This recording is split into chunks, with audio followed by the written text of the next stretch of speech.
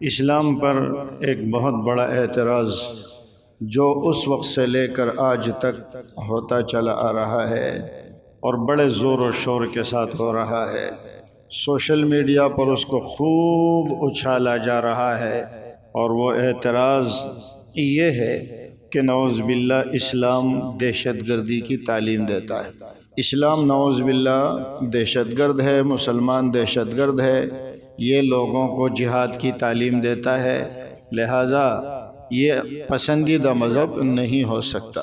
اور یہودیوں کا پروپیگنڈا یہ ہے کہ جھوٹ اتنی کثرت سے بولا جائے، ایسے تواتر کے ساتھ بولا جائے کہ اس پر سچ کا گمان ہونے لگے۔ اور میڈیا تو سارا ہے یہودیوں کے ہاتھ میں، جہاں بھی دیکھو مسلمان دہشت گرد کیوں ہے، اسلام دہشت گردی کی تعلیم کیوں دے رہا ہے؟ اس کی وجہ کیا ہے کہ اسلام میں جہاد کا حکم ہے، اور یہ جہاد کا حکم دشمنوں کو ہضم نہیں ہو رہا، اور وہ مسلمان اور جہاد کی ایسی تصویر پیش کرتے ہیں کہ گویا واقعی یہ بڑا ظالمانہ حکم ہے۔ اب آپ دیکھیں، جب ملحد لوگوں کو سمجھائے گا تو وہ کیا کہے گا؟ اسلام کہتا ہے مشرک تمہیں جہاں بھی ملے اس کو قتل کر دو، اور اس کی بیوی کو باندی بنا لو جو بغیر نکاح کے تمہارے لیے حلال ہے۔ اب آپ راستے پہ جا رہے ہیں، کوئی مشرک آپ کو ملا تو ملتے ہی اس کی گردن کاٹ دو اور اس کی بیوی کو لے جاؤ۔ اب جو بھی سنے گا وہ کہے گا واقعی یہ تو بڑا ظالمانہ حکم ہے، جہاں بھی تمہیں مشرک ملے اس کو قتل کر دو اور اس کی بیوی کو باندی بنا لو۔ اقتلوہم حیث ثقفتموہم، اقتلوا المشرکین حیث وجدتموہم وخذوہم واحصروہم وقعدوا لہم کل مرصد۔ یہ تقریباً 2-2.5 سال پہلے کی بات ہے کہ مجھے یوٹیوب پہ ایک ملحد کی لائیو اسٹریم نظر آئی۔ وہ ایک مسلمان بیچارے کو پکڑے ہوئے ہیں اور اس سے کہتے ہیں تم کسی مولوی کو لے آؤ تو صحیح جو ہماری اس سوال کا جواب دے۔ نہیں آتا کسی مولوی کو پیسہ دے دو، رضامند تو کر لو۔ کیوں مولوی نہیں آتا ہمارے سوال کا جواب دینے کے لیے؟ آئے نا اپنے قرآن کا دفاع کرے، اپنے نبی کا دفاع کرے۔ ہم تو چیلنج کر رہے دنیا بھر کے مولویوں کو، پوری دنیا میں سے کوئی بھی مولوی آ جائے۔ اب میں پریشان ہوں کہ پتہ نہیں سوال کیا ہے۔ اب سوال یہ تھا کہ سورہ بقرہ میں اللہ نے فرمایا اقتلوہم حیث ثقفتموہم، قتل کرو مشرکین کو جہاں کہیں پاؤ۔ آئے کوئی مولوی بتائے اس مشرک کو کیوں قتل کرو؟ اس لیے کہ یہ مشرک ہے نا، اور تو کوئی وجہ نہیں ہے۔ کیوں نہیں آتے؟ قرآن کے کیا معنی ہے؟ یہ کون سا صیغہ ہے؟ کہتے ہیں نہیں، اندر بات کرو۔ میں نے کہا جس کو باہر ٹائٹل کا پتہ نہ چلے وہ اندر کیا بات کرے؟ خیر اس سے نہیں ہوا۔ میں نے کہا ٹھیک ہے، آپ نے میں نے کہا آپ کو اعتراض کیا ہے اس آیت پر؟ کہا اس آیت پر اعتراض یہ ہے کہ جہاں کہیں تمہیں مشرک ملے اس کو قتل کر دو اور اس کی بیوی کو باندی بنا لو، اور یہ کہیں نہیں لکھا ہے کہ اس مشرک کا جرم کیا ہے۔ مشرک کا جرم صرف شرک ہے، اس کے شرک کی وجہ سے اس کو قتل کر دو۔ یہ دہشت گردی نہیں ہے تو کیا ہے؟ میں نے کہا آپ اس آیت کا ترجمہ کریں، اور پوری آیت کا نہیں، صرف اقتلوہم کا ترجمہ کریں، آپ کو جواب مل جائے گا۔ تو اس نے اچھا پہلے میں نے کہا کہ آپ سورہ ممتحنہ پڑھو، لا ينہاکم اللہ عن الذین لم یقاتلوکم فی الدین ولم یخرجوکم من دیارکم ان تبروہم وتقسطوا الیہم ان اللہ یحب المقسطین انما ینہاکم اللہ عن الذین قاتلوکم فی الدین واخرجوکم من دیارکم وظاہروا علی اخراجکم ان تولوہم۔ فرمایا کہ جو اللہ کن کافروں سے تمہیں منع کر رہا ہے تعلق رکھنے سے؟ وہ لوگ جنہوں نے تم سے قتال کیا، تمہیں تمہارے گھروں سے نکالا، تمہارے گھروں سے نکلنے میں لوگوں کی مدد کی، ان سے دوستی نہ رکھو۔ ان تولوہم، اور جو تم سے قتال نہیں کرتے، تمہیں تمہارے گھروں سے نہیں نکالتے، کوئی مسئلہ نہیں۔ میں نے کہا یہ آیت پڑھیں تاکہ آپ کے سامنے بات کھل کے سامنے آ جائے۔ کہتا ہے نہیں، مجھے اس بات کا جواب چاہیے جو سورہ بقرہ میں ہے۔ میں نے کہا آپ اس کا ترجمہ کرے، اقتلوہم کا ترجمہ کرے، بس بات ختم۔ تو اس نے کہا اقتلوہم کا ترجمہ ہے اور قتل کرو ان کو، یعنی کتنا بڑا دھوکہ دیتے ہیں، اور قتل کرو ان کو۔ میں نے کہا بس کن کو قتل کرو؟ یہاں تو فرما دیا نا، اور قتل کرو ان کو، کن کو قتل کرو؟ اب اس کے لیے پیچھے ہمیں جانا پڑے گا۔ پیچھے ذکر کس کا چل رہا ہے؟ ہمیں وہاں جانا پڑے گا اب وہ پیچھے نہیں جا رہا، اس کو پتہ ہے کہ پیچھے جواب موجود ہے، وہ آگے، میں کہا آگے نہیں، پیچھے پیچھے، پچھلی آیت پڑھو۔ آپ کو پچھلی آیت سے کیا ہے، آپ اس آیت کا جواب دیں۔ میں نے کہا پڑھے تو صحیح۔ اب جب پیچھے آیت پڑھی تو کیا ہوا؟ وَقَاتِلُوا فِي سَبِيلِ اللَّهِ الَّذِينَ يُقَاتِلُونَكُمْ، اللہ کی راہ میں قتال کرو، کن لوگوں سے؟ جو تم سے قتال کرتے ہیں۔ اور اگلی آیت میں کیا فرمایا؟ اقتلوہم، قتل کرو ان کو۔ چلے اب میں آپ سے پوچھتا ہوں، کن کو قتل کرو؟ جو تم سے قتال کرتے ہیں۔ تو اب اس میں کوئی اعتراض والی بات ہے؟ جو آ کر تیرے گھر پہ حملہ کرتا ہے، تیرے بچوں کو قتل کرتا ہے، تیرے گھر کو آگ لگاتا ہے، تیری املاک اور اموال کو نقصان پہنچاتا ہے، اللہ فرماتے ہیں ان کو قتل کرو، تو وجہ بتا دی یا نہیں بتائی کہ کون سے مشرک کو قتل کرو؟ اس مشرک کو قتل کرو جو تم سے قتال کرتے ہیں۔ تم جھوٹ بول رہے ہو کہ قرآن میں کہیں پر نہیں، اسی اقتلوہم میں موجود ہے۔ اور پھر آگے میں نے کچھ آیتیں پڑھی، 6 قرائن میں نے ان کو بتایا کہ بھائی تم کیوں جھوٹ بول رہے ہو، لوگوں کو گمراہ کر رہے ہو۔ تو یہ ملحدین کا ایک بہت بڑا پروپیگنڈا ہے اسلام کے خلاف، مسلمانوں کے خلاف۔ یہ کہتے ہیں کہ اس کے قتل کی وجہ کون ہے؟ وہ کفر اور شرک ہے، بس جو کافر اور مشرک ہو ان کو قتل کرو۔ حالانکہ آپ دیکھیں گے جہاد میں حکم ہے بچوں کو قتل نہ کرو، جہاد میں حکم ہے بوڑھوں کو قتل نہ کرو۔ کیا بوڑھا مشرک نہیں ہے؟ کیا بوڑھا کافر نہیں؟ وہ تو کافروں کا باپ ہے جو بوڑھا ہے وہ تو کافروں کا باپ ہے۔ لیکن شریعت کیا کہہ رہی ہے؟ بوڑھے کو قتل نہ کرو، عورت کو قتل نہ کرو، عورت تو اس کافر کی ماں ہے۔ یہ بوڑھا بوڑھی نہ ہوتے تو یہ مشرک کہاں سے آتا؟ فرمایا کہ ان کو قتل نہ کرو۔ کیا عورت مشرک نہیں ہے؟ معذوروں کو قتل نہ کرو، کیا معذور مشرک نہیں ہے؟ جو تم سے قتال نہیں کرتے ان کو قتل نہ کرو، کیا وہ مشرک نہیں ہے؟ وہ بھی تو مشرک ہے۔ انڈیا کا ایک ملحد، اس نے سورہ توبہ کی آیت پڑھی اور کہا دیکھو مشرک تمہیں جہاں بھی ملے تو ان کو قتل کر دو، چھوڑنا نہیں۔ اچھا میں نے کہا اس آیت سے تھوڑا آگے، کہ میرے کو آیت پڑھنا نہیں آتا، میں نے کہا چلو ترجمہ کرو۔ وَإِنْ أَحَدٌ مِّنَ الْمُشْرِكِينَ اسْتَجَارَكَ فَأَجِرْهُ حَتَّى يَسْمَعَ كَلَامَ اللَّهِ ثُمَّ أَبْلِغْهُ مَأْمَنَهُ، اگر کوئی مشرک آ کر تمہارا نبی علیہ السلام کا کلام قرآن سننا چاہے تو ان کو لے اور پھر اس حفاظت کے ساتھ پہنچا دو۔ پھر آگے کیف یکون للمشرکین عہد عند اللہ وعند رسولہ الا الذین عاہدتم عند المسجد الحرام فما استقاموا لکم فاستقیموا لہم، جنہوں نے تم سے عہد کیا ہے اگر وہ جب تک تمہارے لیے سیدھے رہے تو تم بھی سیدھے رہو۔ تو جب تک وہ سیدھا رہتا ہے تو کیا وہ کافر نہیں ہوتا یا مسلمان ہو جاتا ہے؟ کافر ہی ہے، لیکن فرماتے ہیں ان کو کچھ نہ کرو۔ اسی طرح اسی میں آگے جا کر اللہ رب العزت فرماتے ہیں کہ اگر وہ تمہارے ساتھ نرمی سے پیش ہے تم نرمی سے پیش آنا، پیچھے بھی ہے آگے بھی ہے، تو کیا اس وقت جب وہ تمہارے ساتھ نرمی سے پیش آ رہا ہے کیا اس وقت وہ کافر نہیں ہے؟ تو اسلام کیوں کہتا ہے کہ اس کو قتل نہ کرو؟ کیوں کہتا ہے؟ اسلام تو یہی کہتا ہے کہ اگر وہ تمہارے ساتھ زیادتی کرتا ہے تو پھر تم نے اپنی زیادتی کا بدلہ لینا ہے۔ تو مجھے کہا اللہ کے بندے، ایک بندہ آ کر کے تمہارے ساتھ جنگ لڑ رہا ہے، کہتے قرآن نے تو کہا وَلَا تَعْتَدُوا، اور تم باندیاں بناتے ہو۔ باندیوں کا مسئلہ انشاءاللہ کل پرسوں بیان کر دیں گے۔ تو یہ ایک پروپیگنڈا اسلام کے خلاف، حالانکہ ایسا بالکل نہیں ہے۔ کہتے ہیں اسلام تلوار کے زور پہ پھیلا ہے۔ ٹھیک ہے جی، تلوار کب سے اٹھائی گئی ہے؟ جب نبی علیہ السلام مدینہ طیبہ تشریف لائے، وہ بھی 2 سال کے بعد۔ تو یہ مدینہ کن کے پاس آئے تھے؟ انصار کے پاس آئے تھے نا۔ تو یہ انصار تو مدینہ آنے سے پہلے ہی تقریباً مسلمان ہو چکے تھے، ان کو کس تلوار نے مسلمان کیا؟ اس سے پہلے تو تلوار اٹھائی نہیں گئی ہے، اور نبی علیہ السلام کے تشریف آوری سے پہلے وہ مسلمان ہو چکے ہیں، ان کو کون سے تلوار نے مسلمان کیا؟ چلو جی، آپ کے بقول صحابہ کرام جو تلوار اٹھائے ہوئے صحابہ تھے، ان صحابہ کو کس تلوار نے مسلمان کیا ہے؟ جو تلوار کے زور پہ مسلمان ہوں گے نا، وہ مسلمان نہیں ہوں گے، وہ صرف ڈر کے مارے اسلام ظاہر کریں گے، اندر سے وہ مسلمان نہیں ہوں گے۔ صحابہ کرام کی سیرت اور کردار دیکھو، ان کے ظاہر صرف نہیں باطن بھی پاک ہو گیا تھا۔ اگر یہ تلوار کے مسلمان ہوتے تو ان کے باطن کی پاکیزگی نہیں ہوتی۔ اللہ رب العزت نے ان کو عالم کے لیے رہنما بنایا۔ تو معلوم ہوا کہ ملحدین کی یہ سارے اعتراضات بیکار ہیں۔ اسلام نبی علیہ السلام کے اخلاق اور اسلام کی حقانیت کی وجہ سے پھیلا ہے۔ ہاں، تلوار اسلام کی حفاظت کے لیے ہے، تلوار اسلام کی حفاظت کے لیے ہے۔ اور افسوس یہ کہ صرف اسلام میں نہیں ہے دنیا میں کوئی ایسا ملک مجھے بتائیں جہاں جہاد کا تصور موجود نہ ہو. کوئی ایک ملک بتا دیں, نہیں ملے گا آپ کو. ہر ملک کی اپنی ایک فوج ہے, طاقتور ہے کمزور ہے جو بھی ہے. ہر ملک کا اپنا ایک دفاعی نظام ہے, اور جنگ کرنا یہ ہر قوم کی, ہر ملک کی ضرورت ہے. اگر جنگ نہ ہو تو ساری دنیا کا نظام تہس نہس ہو جائے. آپ کو 2 منٹ کے لیے کوئی جینے نہ دے تو معلوم ہوا کہ جنگ یہ ضرورت ہے سب کی.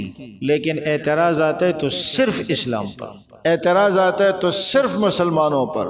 اچھا, پھر یہ اعتراض کرنے والے لوگ کون ہیں؟ ہندو بھی اعتراض کرتے ہیں, سکھ بھی اعتراض کرتے ہیں, عیسائی بھی اعتراض کرتے ہیں, یہودی بھی اعتراض کرتے ہیں اسلام کے اوپر کہ اسلام دہشت گردی والا مذہب ہے. اور اس ڈرامے کو اتنا پھیلایا گیا, اتنا پھیلایا گیا کہ بچے بچے کے ذہن میں یہ بات ڈال دی گئی کہ اسلام دہشت گردی کا درس دیتا ہے. اب دیکھیں, اسلام کسی کو مسلمان ہونے پہ مجبور نہیں کرتا, لیکن اسلام اپنی دفاع کا حق محفوظ رکھتا ہے. مثال کے طور پر یہ ایک مسجد ہے, اور مسجد کا مقصد کیا ہوتا ہے؟ تاکہ لوگ جمع ہو کر اس میں اللہ کی عبادت کرے. یہ اس کا ایک بنیادی مقصد ہے.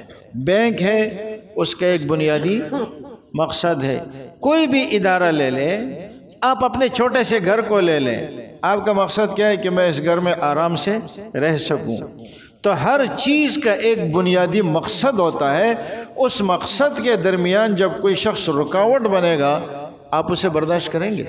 آپ کے گھر میں اگر کوئی شخص آپ کے گھر کے سکون کو, امن کو تباہ کرنے کی کوشش کرتے ہیں, آپ اس کو چھوڑیں گے؟ کوئی شخص آ کر مسجد میں اور نمازیوں کے درمیان رکاوٹ بنے, آپ اس کو چھوڑیں گے؟ کسی بھی ادارے کو لے لیں, یہ تو دنیا کا نظام ہے.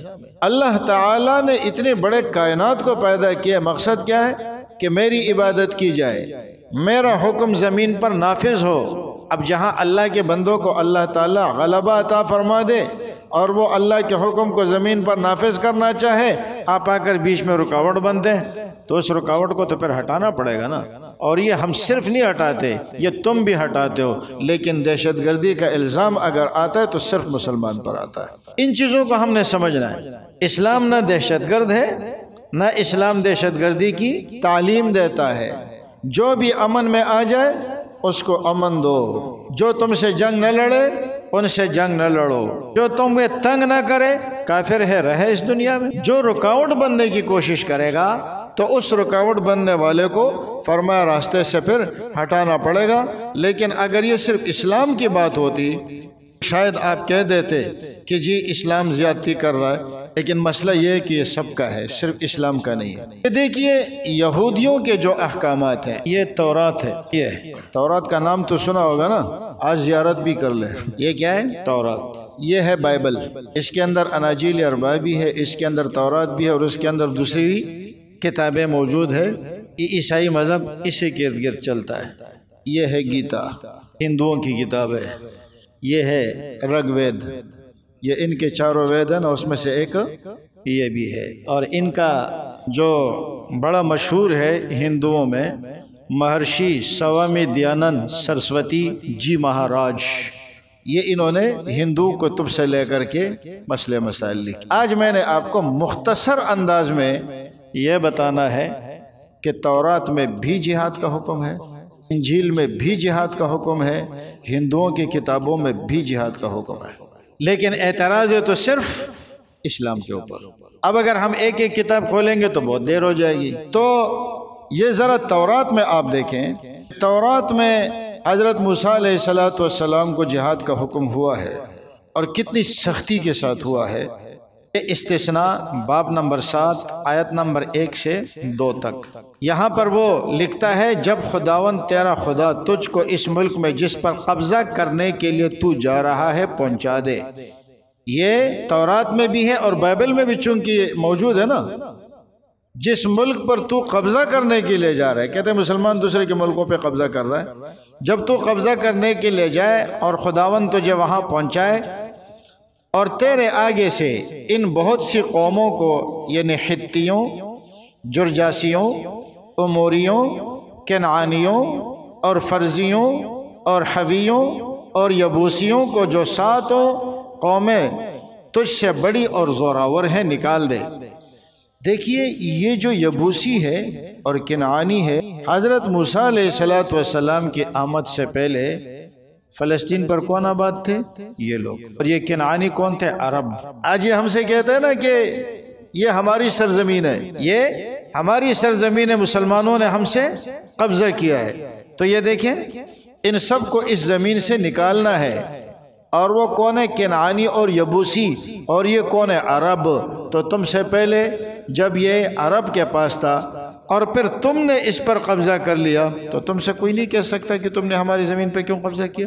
اگر اسی کو معیار بنا رہے ہو نا، کیا حضرت موسیٰ علیہ السلام آ کر رہے ہیں اس لیے یہ یہودیوں کی سرزمین ہے، تو موسیٰ علیہ السلام سے پہلے کون تھے؟ وہ تو عرب تھے۔ تو پھر ہم بھی کہہ سکتے ہیں کہ تمہارے آنے سے پہلے تو وہ تھے۔ جب تو کسی قوم پر قبضہ کرنے کے لیے آئے اور ان سب کو وہاں سے نکال دے، اور جب خداوند تیرا خدا ان کو تیرے آگے شکست دلائے اور تو ان کو مار لے، تو ان کو بالکل نابود کر ڈالنا۔ جب تو ان کو مارے نا تو ان کو بالکل نابود کر ڈالنا، ان میں سے کچھ بھی نہ بچے، تو ان سے کوئی عہد نہ باندھنا اور نہ ان پر رحم کرنا۔ یہ حکم کہاں ہے؟ تورات میں۔ نیست و نابود کر دینا، رحم نہ کرنا، اور ان میں سے کسی کو بھی زندہ نہ چھوڑنا۔ اور آگے اسی استثناء باب 20 آیت نمبر 10 تا 16، اس میں بھی یہ ہے کہ جب تو ان کا محاصرہ کر لے تو ہر مرد کو تلوار سے قتل کر ڈالنا، لیکن عورتوں، بال بچوں اور چوپایوں اور اس شہر کے سب مال اور لوٹ کو اپنے لیے رکھ لینا۔ کہتے ہیں مسلمان کسی دوسرے کے اموال پہ قبضہ کر دے، تو بھی مال اور لوٹ کو اپنے لیے، یہاں تو لفظ بھی لوٹ کا استعمال ہوا ہے۔ اچھا جی، پھر کہتا ہے کہ تیرے خداوند نے جو تجھ کو دی اسے کھا لینا۔ ان سب شہروں کا یہی حال کرنا جو تجھ سے بہت دور ہے۔ سب کے مردوں کو قتل کر لینا اور مال کو لوٹ لینا۔ اور ان قوموں کے شہر نہیں ہے، پر ان قوموں کے شہروں میں جن کو خداوند تیرا خدا میراث کے طور پر تجھ کو دیتا ہے، کسی ذی نفس کو زندہ جیتا نہ بچا رکھنا۔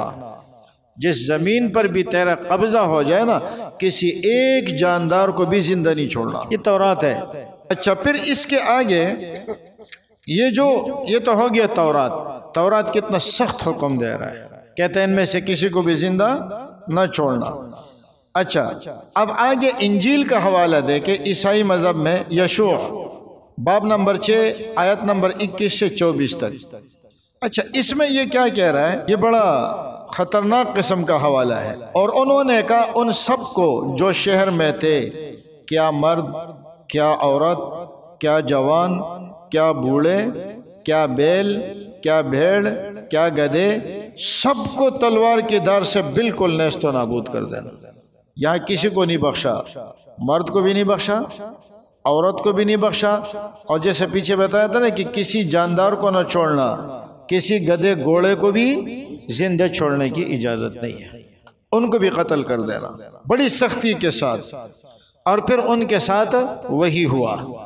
اب آگے اسی یشوع باب 10 اور آیت 38 سے 42 تک ایک لمبا واقعہ ذکر کیا ہے، جس کا خلاصہ یہ ہے، دشمنوں کے علاقے میں گئے اور دشمنوں کے علاقے کا محاصرہ کر لیا، اور دوسروں سے کہا کہ تم آ کے حملہ کر دینا۔ محاصرہ چھپ کے کیا تھا، شہر والوں کو پتہ نہیں تھا کہ ہمارا محاصرہ ہو چکا ہے۔ انہوں نے جب آ کے حملہ کر لیا تو یہ لوگ ان کو مارنے کے لیے نکلے۔ جب یہ ان کو مارنے کے لیے نکلے تو یہ بھاگے۔ جب یہ بھاگے تو وہ بھی ان کے پیچھے بھاگے، پیچھے شہر خالی رہ گیا۔ اس شہر کو آگ لگا دی اور سب کو جلا دیا۔ اگر اسلام کرتا تو اگر اسلام دے دیتا تو پھر کیا ہوتا؟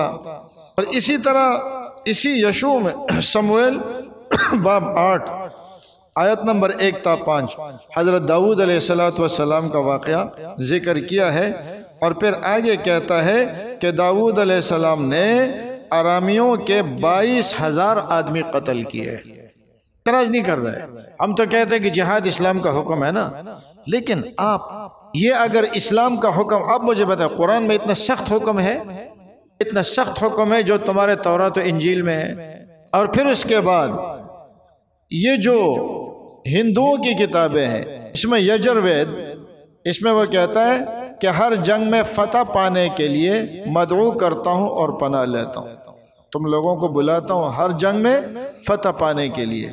ہندوؤں میں بھی ہے۔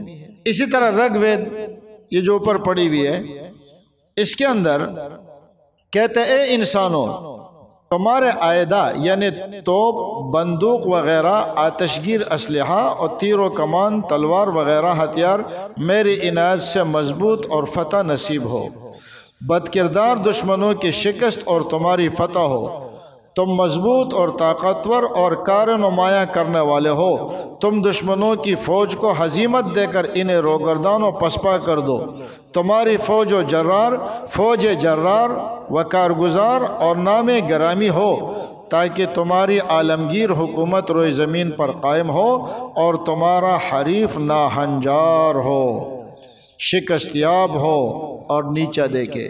یہ کیا ہے؟ یہ ہندو مذہب ہے۔ اب یہ ہندو مذہب کے آگے ستیارتھ پرکاش کے بھی کافی سارے حوالے ہیں، ایک نہیں ہے، کافی سارے، مگر ہندو مذہب میں بھی یہی ہے، عیسائی مذہب میں بھی یہی ہے، یہودی مذہب میں بھی یہی ہے، اور احکامات اسلام سے سخت ہے۔ ہندو مذہب کے تو کئی سارے حوالے ہیں۔ افسوس کی بات یہ ہے کہ جب اعتراض ہوتا ہے تو صرف اسلام کے اوپر ہوتا ہے، اور ہمیں ملحد پر غصہ آتا ہے کہ ملحد بھی جب اعتراض کرتا ہے تو اس کے ساتھ ہندو بھی بیٹھا ہوا ہے، عیسائی بھی بیٹھا ہوا ہے، یہودی بھی بیٹھا ہوا ہے۔ یہ ہندو، عیسائی اور یہودی اس کا راگ الاپتے ہیں، اس کی بات کرتے ہیں۔ نہ ملحد کہتا ہے کہ دیکھو تمہاری کتاب میں بھی تو یہ لکھا ہوا ہے، اور نہ یہودی کہتا ہے کہ جی یہ تو ہمارے ہاں بھی یہی حکم ہے۔ اس سے کیا معلوم ہوا؟ نبی علیہ السلام نے فرمایا الکفر ملت واحدہ، کافر سارے کے سارے ایک ہیں۔ اسلام کے خلاف جب بات آئے گی نا تو کفار سارے کے سارے اکٹھے ہو جائیں گے۔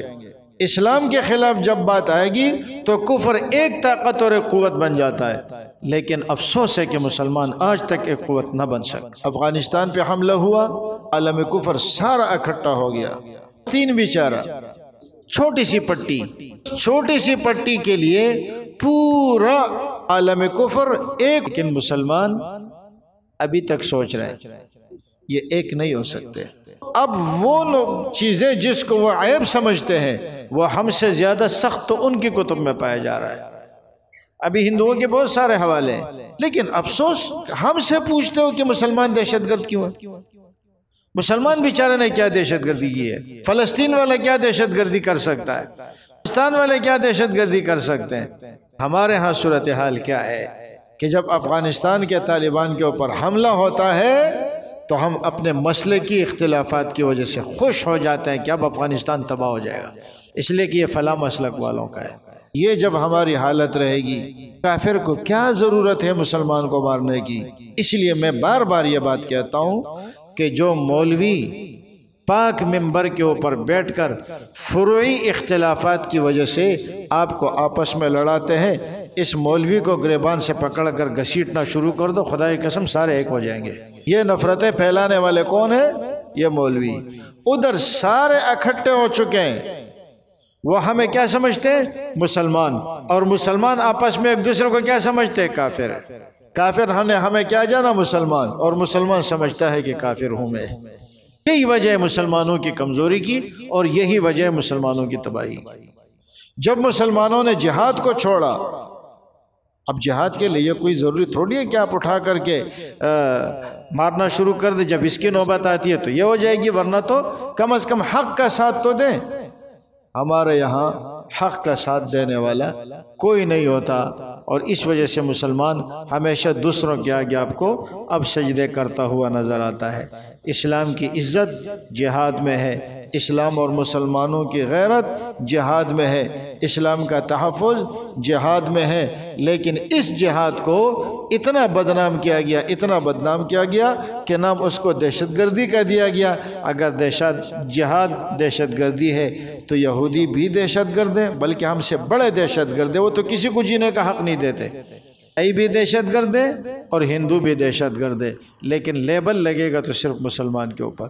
اللہ ہمیں عمل کی توفیق